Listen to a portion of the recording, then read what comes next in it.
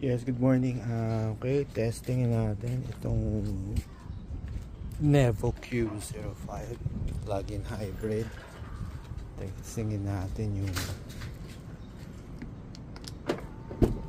125 kilometers niya, fully charged to.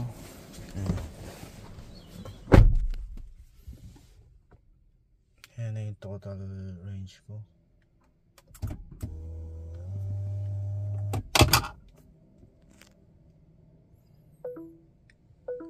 Naka EV Eco siya.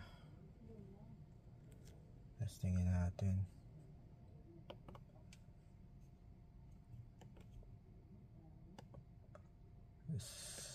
Reset natin yung short term.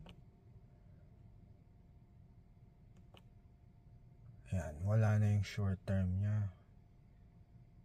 So marirecord na natin maya maya kung gaano katagal siya.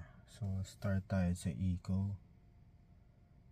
Later update natin tong video na to. Thank you.